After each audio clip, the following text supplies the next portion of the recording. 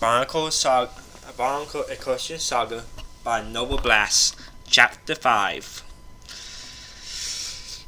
I woke to the sound of my alarm going off.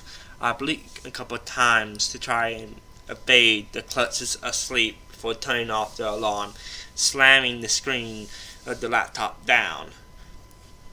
Too fucking early, I mumbled before climbing out of bed and walking over to the in-suit and turning the shower on. I stepped out of the shower feeling much more awake. I dressed in my clothes and fixed the armor in place. I switched off the laptop before unplugging it and placing it in my rucksack. I noticed a letter in a bag placed on top of the dresser located in one corner of the room. I opened the letter.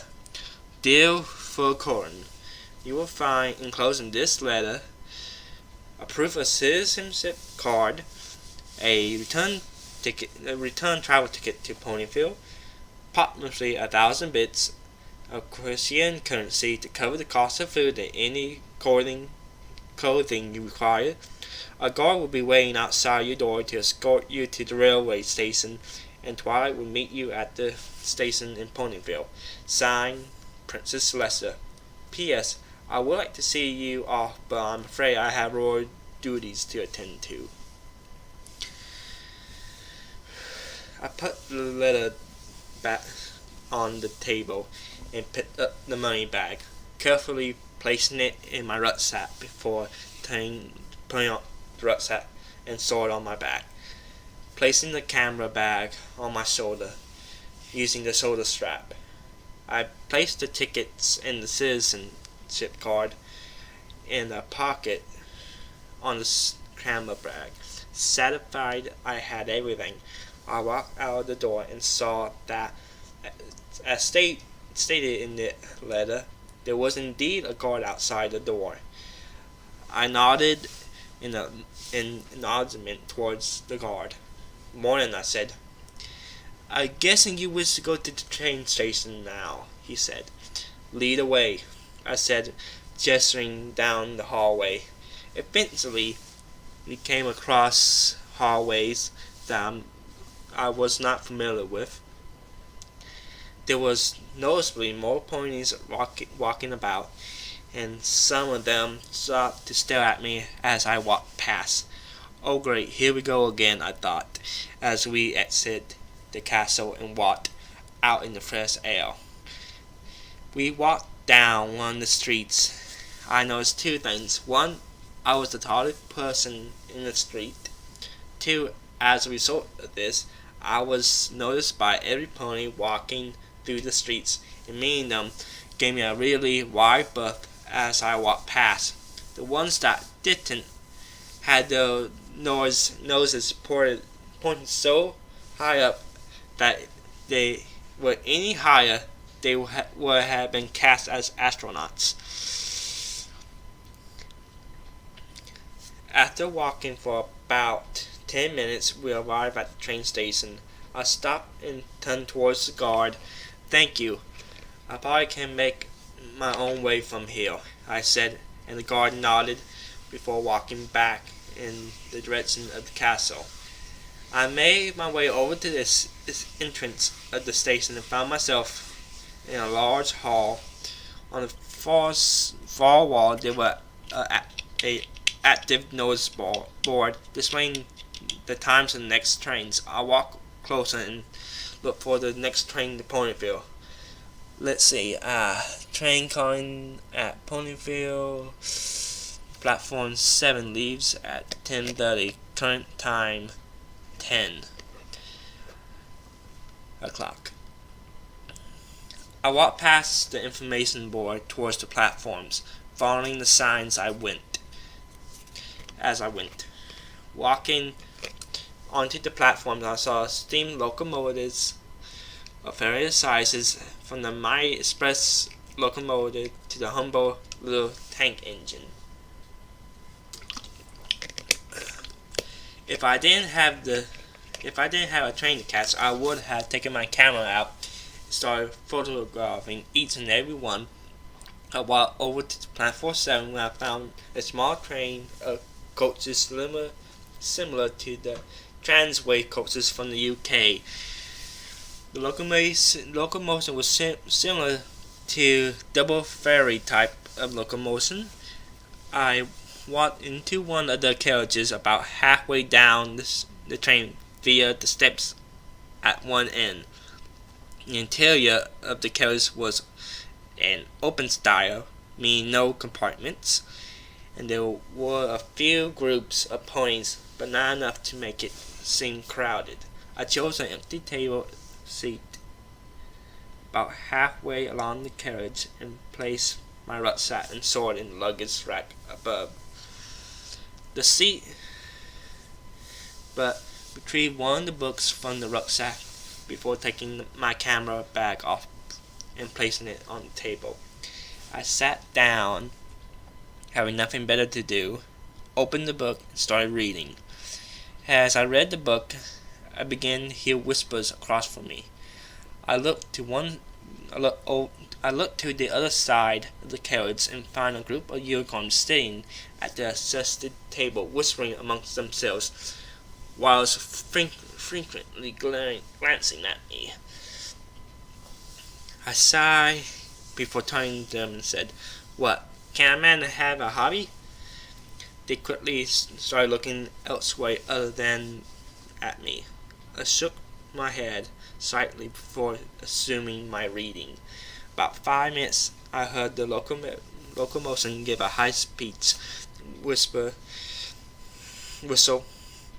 and seconds later, the carriage gave a jolt before slowly pulling off the station with chugs of two driving wheel sets going in and out of sync as it speed up. I resumed my reading as the train made its way down the mountain. About 5 minutes, the guard entered through one end of the carriage, calling out for tickets. He eventually made his way towards me. I retrieved the tickets from my camera bag and passed them to the guard. He checked off one of them before passing them back to me. I placed them back in my camera bag before once again resuming reading yet again the book. About 10 minutes before I was yet again interrupted from reading, I looked up from the book to find that it was one of the unicorns from the table across from mine. He was green with white hair and he didn't look too happy. "You don't belong here," he said, pointing with malice clear in his voice. "Excuse me," I said, with a feeling I knew where this was going. "You heard me. You don't belong in this country. You're not a pony, so you don't belong," he said. Great, I thought. Hardly been here a week and fate has given me a xenophobe to deal with. "Look," I said, "I don't want to be a problem, and if I borrow you that much, I can move to another carriage if you want. What I want is for you to get back to your own land before you spoil this country with your foreign ways," he said. He can't be possibly serious, I thought. "Two things. One, I can't get back to my, as you put it, own land. And two," I said, receiving my citizen card from the camera bag and showing him, "I am technically a citizen of Equestria, so I am not actually classed as foreign." "That changes nothing, freak," he said. I froze before slowly and deliberately putting the book down on the table, standing up and leaning towards the pony. "Will you care to repeat that? I have little trouble hearing you from all the way over there," I said, pointing towards the seat I had occupied. "You heard me. You're a freak," he said, trying and failing to imitate me. "You know, you really don't imitate me." but I find it right down hilarious, I said, standing up to my full height. Watch your tone, freak, before I do something you'll regret ever coming to this country, he said, pawing the ground with a forehoof. Okay, that's it, I thought. I turned around, grabbed my sword, turned around to face him, and stabbed the sword into the floorboards of the carriage. You shouldn't make threats unless you know what you can do. You shouldn't make threats unless you know you can go through with them, or else there comes a certain point where you stop looking brave and start looking like an arsehole trying to cause a fight, I said, leaning on the sword, admiringly looking at my left hand. Do you like my sword? It's very sharp. The pony started looking really nervous and started backing away. He turns towards the other unicorns at the table. Let's go, it's not even worth the trouble. They started walking towards the next carriage and turned back to me. Just remember, I will be reporting you to the guard. Oh really? Who was the one who threatened who first? I said.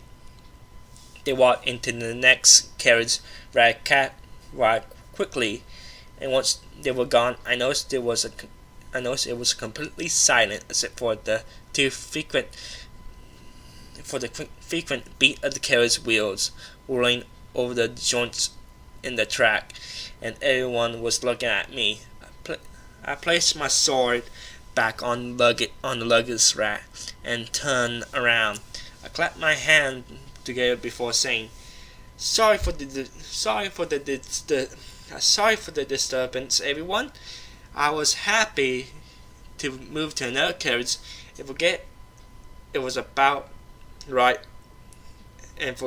it right up when until he called me a freak. And I promise I won't disturb you anymore. I sat back down, tried to resume reading the book, but I found myself distracted. I sighed before closing the book and standing up and put it back in the rucksack. I then collected everything together and walked out of the carriage, heading towards the rear of the train. After walking through several carriages, I ended up in the guard's compartment, and he was signing what looked like a timekeeping book. Excuse me, I asked. The guard looked up from the book and started momentarily before composing himself. Do you mind if I stand on the rear fender for the remainder of the journey? Go ahead, he said. Just don't be going and jumping off, he said, what sounded like a Texan accent. I walked outside and placed my bags on the floor, making sure they wouldn't fall off, and stood there for a few minutes, listening to the wheels rolling over the joints, and allowed my mind to go blank. Some people find it distracting, but I always found it a relaxing sound. I took my sword off my back and placed it down on the floor, sat down and rested my head on the wall, and closed my eyes. After some time, I opened my eyes and heard the carriage door open.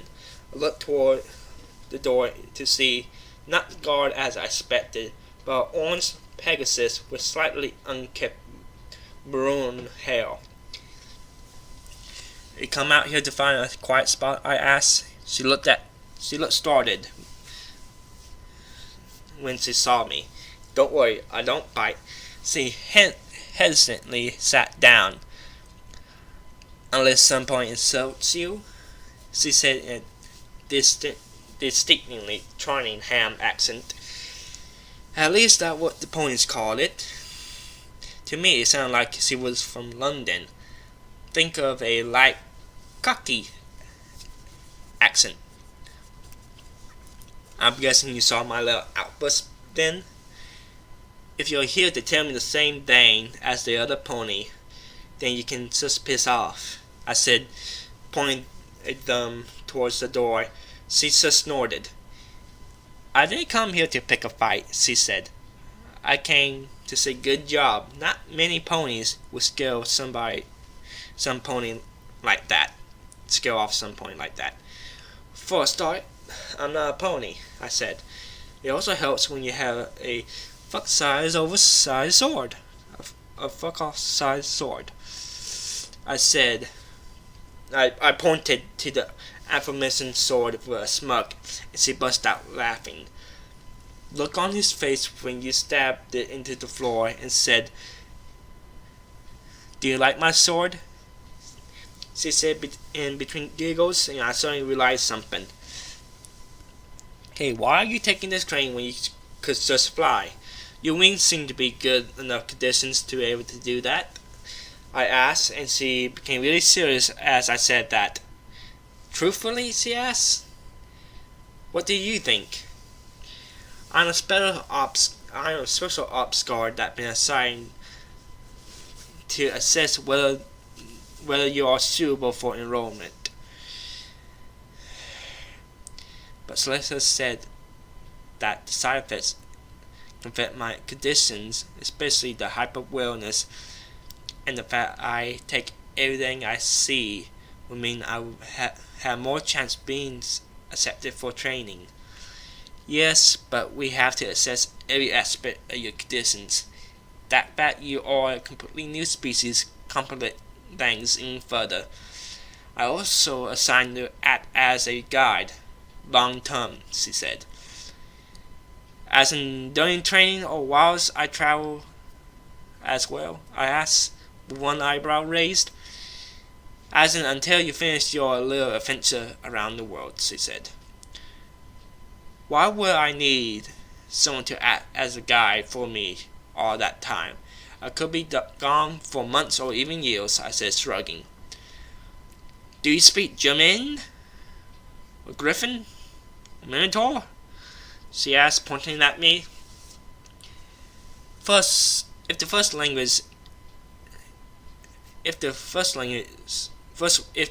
one is the language I am thinking of, then yes, a little bit, yes, I said, shaking my hand in a so motion. What language you're thinking of? She asked. Guten Tag, Aloha, Beautiful, Waden man's hair, Go uns, Nach ja, Jura. I guess I can forget about doing that since I can't speak German, but I hope I was close enough. Schäfer, Uff, Wunderson, I said, listing off my complete I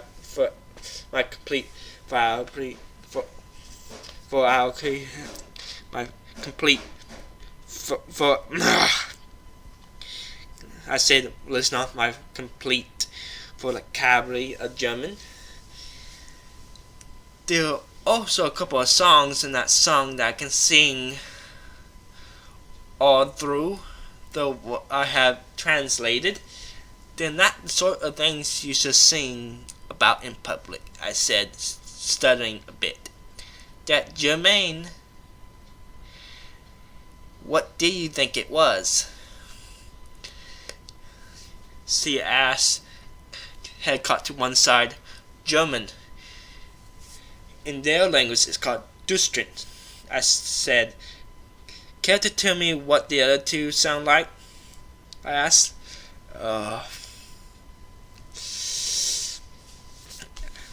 This looks like Welsh, and I'm going to try my best to say it.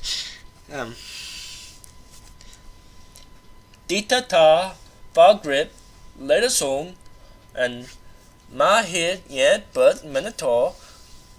Son of fair, she said, and I gave a low whistle.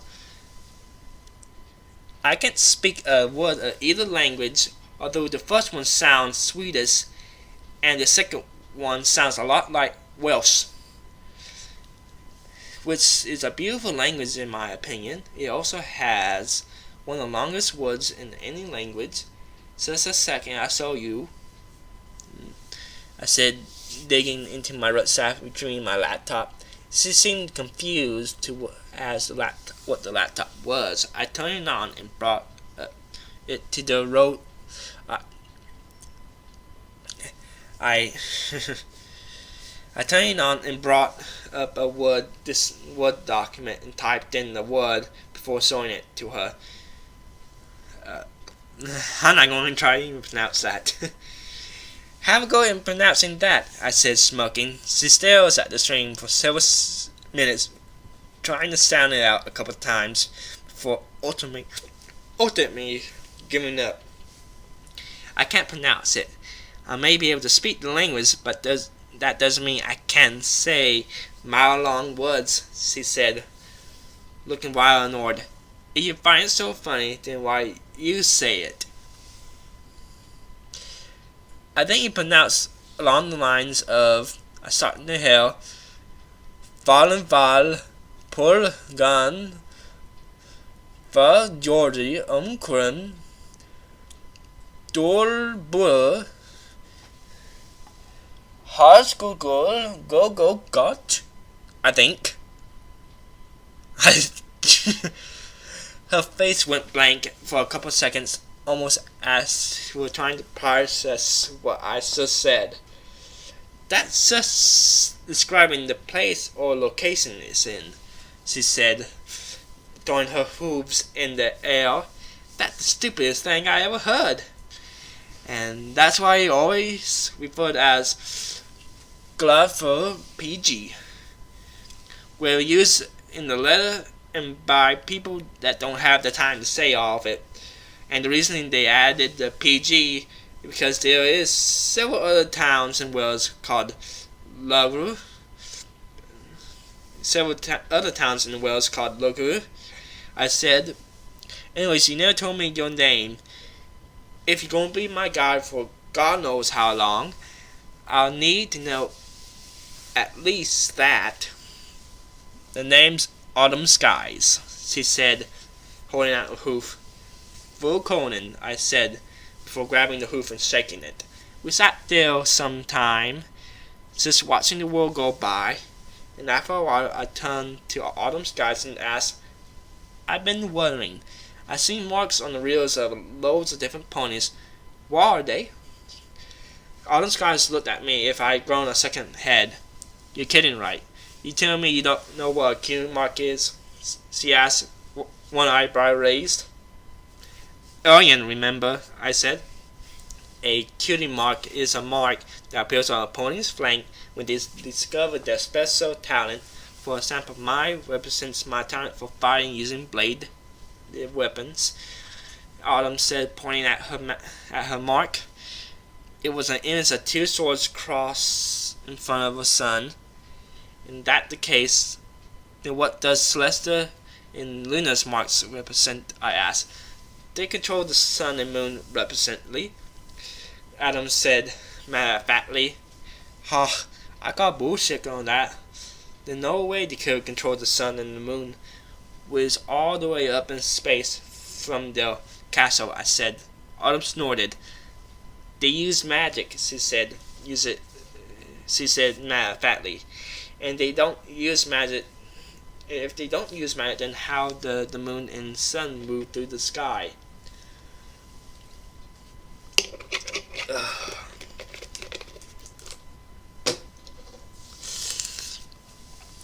Every celestial object generates gravity in smaller celestial objects.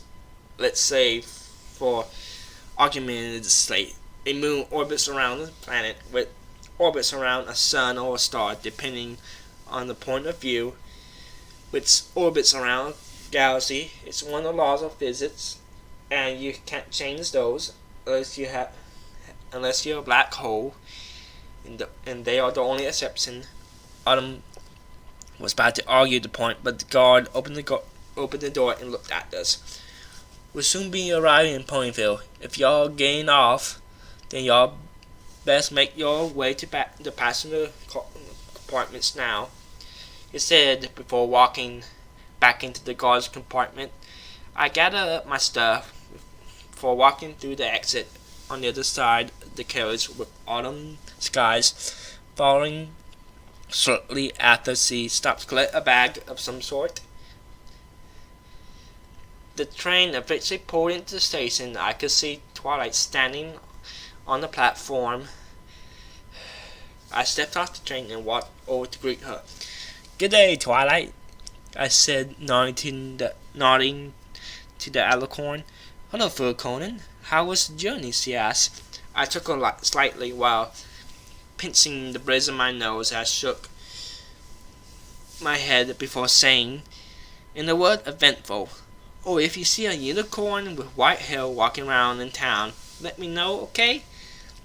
Twilight looked confused. "Why?" Twilight asked. "No reason. Oh, by the way, this is Autumn Skies," I said, pointing towards the aforementioned Pegasus. They both exchanged a short greeting. She's a guard who'd been assigned to act as a guard of sorts and see a failing whether or not I'm suitable become a reserve guard. Why a reserve guard? Why not become a full-time guard?" Twilight asked. "Two reasons. One, it's kind of pointless to have a weapon and not know how to use it. Two, I plan on traveling the world once I finish combat training, and I would rather not get my arse handed to me like when I first arrived in Equestria." "What happened?" Twilight asked. "I was set upon by timberwolves," I said, holding my left arm to show her the damaged armor. She visibly winced. "That's also why I came here. I've been told your friend Rarity owns a boutique. I wish to have several sets of clothes made impossible to get my armor repaired. Luckily, Slessor gave me some money to pay for the clothes." We all started walking towards the town where I was once on the receiving end I was once again on the receiving end of countless tales. "Remind me to ask your friend to make me a cape with a hood, Twilight," I said. "Why?" she asked. "I don't like being stared at," I said, as we walked towards the building shaped like a fairground carousel, and doesn't exactly fit in with all the rustic aspect the rest of the town, does it?" I said, and Twilight rolled her eyes. We walked in. A bell at the door jingled. Inside there was loads of dresses, as well the occasional suit on display on a pony-shaped mannequin. I heard a female voice call out from another room, "Be with you a minute," she said in an upper-class accent. I saw a white unicorn with a purple hair walk in the room. She seemed startled at my appearance. "Ah!" she screamed. I was about to ask her to calm down, but she explained, "Your armor." "Wait, what?" I said, not expecting that. "It looks atrocious. I mean, look at it. The mud on your shoes, the leg armor looks like it had been washed in weeks. The gold and silver armor looks like you never heard of the word polish. And look at your forearm. This just won't do at all," she said, before promptly dragging me into another room using her magic. I looked back to Twilight and Autumn for help, but Autumn looked like she was struggling to hold in her laughter, and Twilight just stood there with a look that said, "You're on your own." "Thanks a lot," I mouthed to them, but Twilight just shrugged while and Autumn still laughing. "Well, fuck you two," I thought, before accepting my fate, not before I could let out a totally manly scream as I was dragged in another room. Ow. The unicorn who at this point, I guess to be Rarity, dragged me onto a raised platform before undoing the buckles on my armor and properly removing them in my rucksack, and camera bag, placing the armor on the table and my bags on a set of coat hooks. You could have asked, I said to Rarity, who currently looking at the damaged part of the sleeve. She tapped her chin before humming. She tapped her chin and hummed before saying, "Well, I'm not exactly an expert in making. I'm not exactly an expert at making this sort of clothing, but I can sort something out. Please remove your shirt," I said before. She said, "Sorry. Well, I'm not exactly an expert at making this sort of clothing, but I'm sure I can sort something out. Please remove your shirt." Okay," I said before reluctantly taking my shirt off. She levitated it from my grasp and placed it on the same table as my armor. I walked over and curious how she would repair it.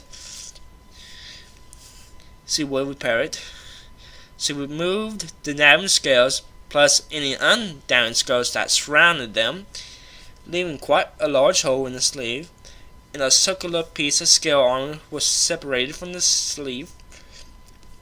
She then levitated a micrometer of some kind over and measured one of the undamaged scales using it.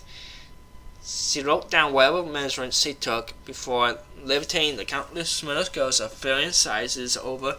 Started comparing the scales for a match with the ones from my armor, whilst keeping the other scales aloft. I know females supposed to be good at multitasking, but this is ridiculous, I thought. She seemed to find one that matched, and she compared it a couple times with one of the undamaged scales, and with the micrometer, she levitated more of that size over and returned the ones that didn't fit back to wherever they supposed to go. The sleeve was soon looking good as new. Rarity then started cleaning my armor and polishing it. In the end, I could actually see my own reflection in the gold helmet. She then levitated the shirt back to me before asking, "Now what can I do for you?" I just stood there for about a minute, just trying to comprehend what just happened. She sat there the entire time, and I finally found my voice. "But you're not surprised at my appearance?" I said, putting the shirt back on. No, why should I be?" she asked. "Look at me," I said, throwing my arms out. "I am," she said. "Okay, anyways, I would like several items made. I like several items of clothing made," I said. "Okay, let me get your measurements. Then you can tell me whilst I do that," she said, walking over to the raised platform. I followed her and stepped up onto the platform. "You're probably going to have to take some measurements while I wear the armor, as I wish to have some cloaks made." She nodded before levitating the pieces of armor over and refitting them on me all at once. Damn, she good, I thought. She then went about measuring different parts of me, asking me to move different parts as needed. "I never did ask your name. Hold out your left foreleg. Hold out your left foreleg, please," Rarity said. "It's full of corn." I said, and did as requested. There's a little messed up area right there.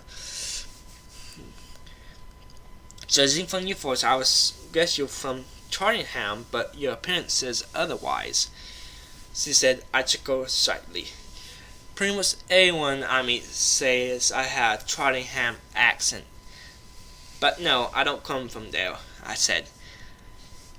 If you don't mind me asking, where do you come from? Right foreleg, please, Rarity said. I lowered my left arm and held out my right arm before saying, a nation called the UK. Its full name is the United Kingdom of Great Britain and Northern Ireland. I come from a country called England, it's located in Britain. I noticed that the accent your opponents prefer as Cheltenham is the same as the accent in parts of my country, other parts of my country that exist there. I mean, I don't have a true Cheltenham accent when I used to live in the capital of my country, but until recently I lived in the north, I said, and this seemed to pique Rarity's interest. The capital, you say? What's it like?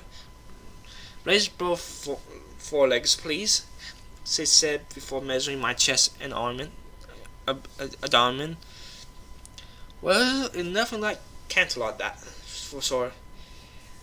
Imagine a huge city full of skyscrapers, office blocks.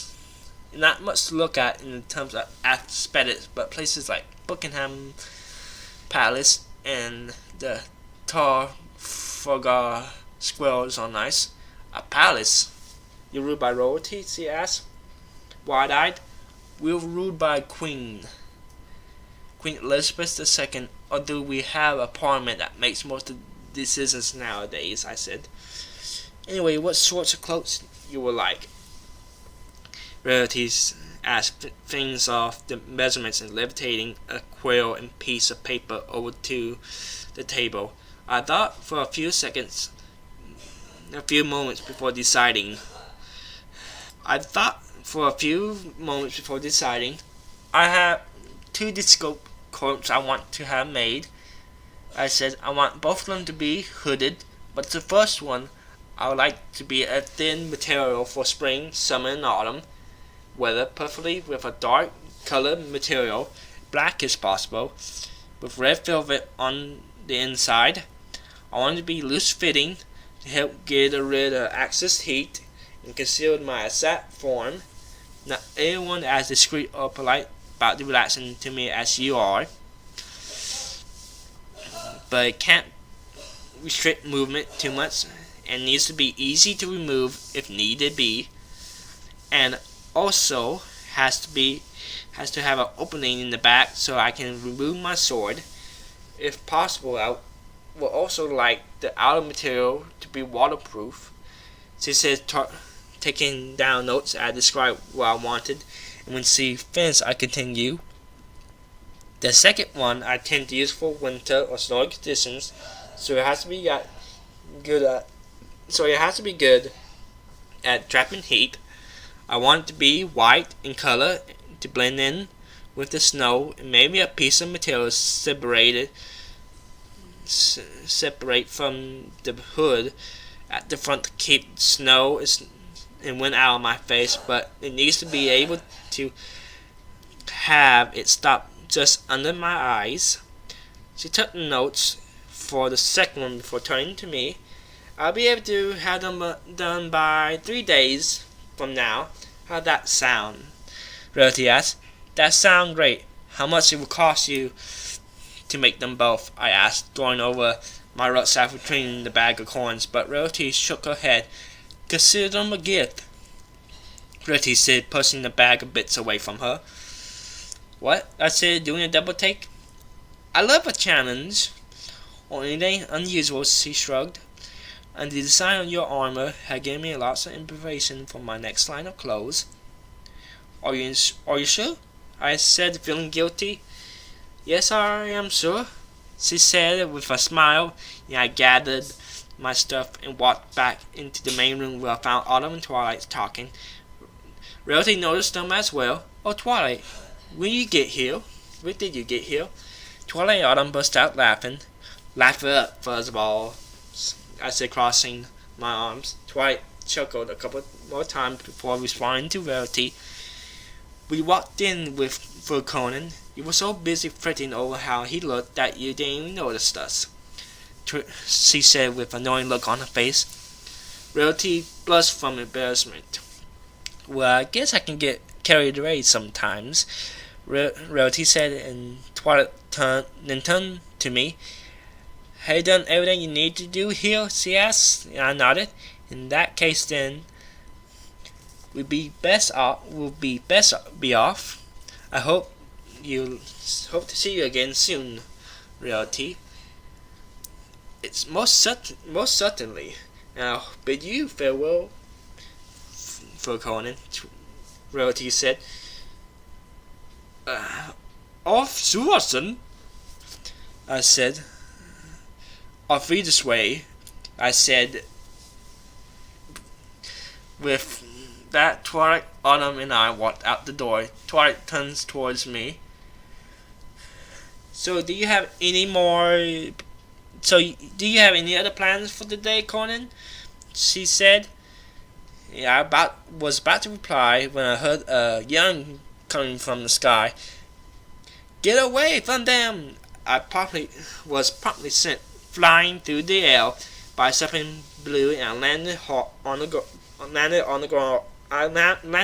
ground hard. Ow, that hurt, I muttered.